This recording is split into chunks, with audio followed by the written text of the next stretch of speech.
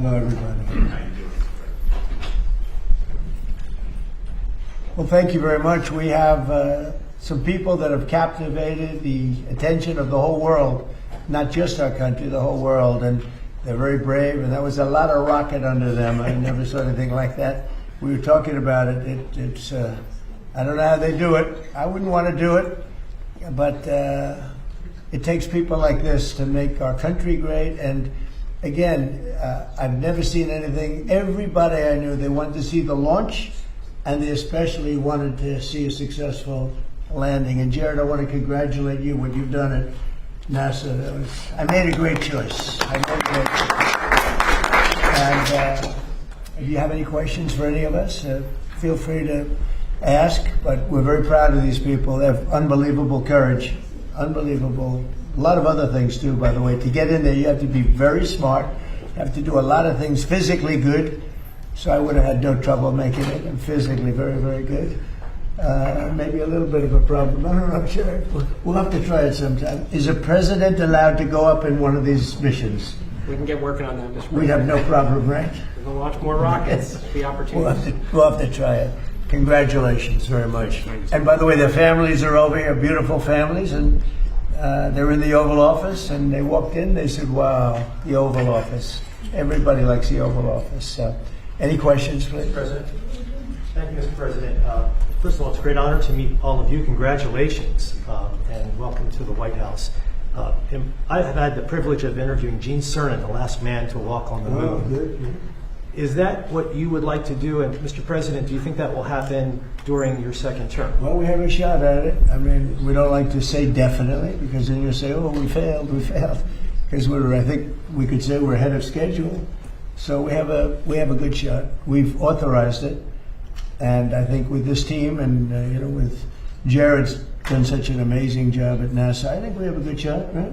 We'll see. Yes, Mr. President, we have an achievable plan now back to the moon. And we're back in the business of launching moon rockets with frequency. So we just sent Artemis 2 around the moon. We're going to launch Artemis 3 in 2027.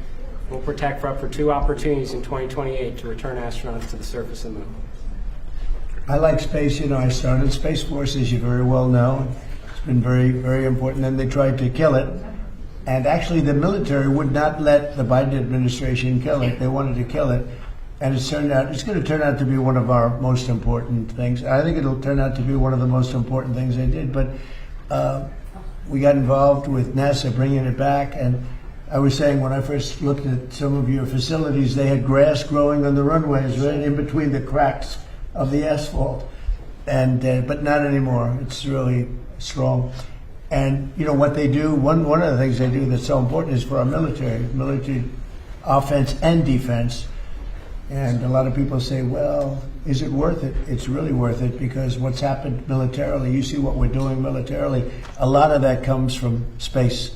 So it's been pretty great. Good question. Yeah. Thank you, Mr. President. I have 2 questions for you. First, on the topic of space, do you have an update on the UFO files and when we're going to be seeing those? Well, I think we're going to be releasing as much as we can in the near future. For some reason, and I guess it's just a reason that's been in the minds of people for a long time, and that is they want to find out about the UFOs and anything having to do with UFO or related material, and we're going to be releasing a lot of things that we have, and I think some of it's going to be very interesting to people. I've interviewed people, my first term primarily, but I interviewed some pilots, very solid people, and they said they saw things that you wouldn't believe. So you're going to be reading about it. Yes. Sir, you spoke to Vladimir Putin not too long ago. Did you talk to him about today? Did you talk to him about the progress in the space area, and what else did you talk I didn't about? talk about space. No, I talked about Ukraine,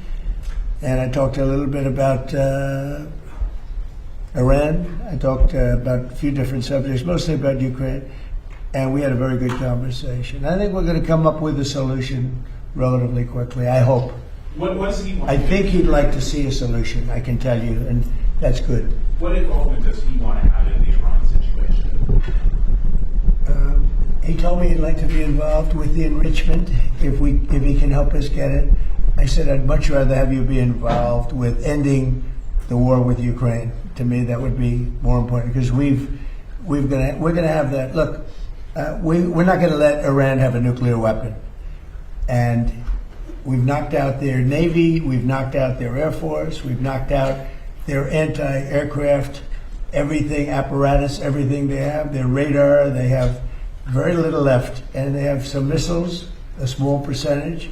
They have a small percentage of missile-making facilities. We knocked out about 80% of them. The rest could come very quickly if we don't make a deal. They're not going to have a nuclear weapon. They know it, and just about everybody else does. And so we talked about that a little bit.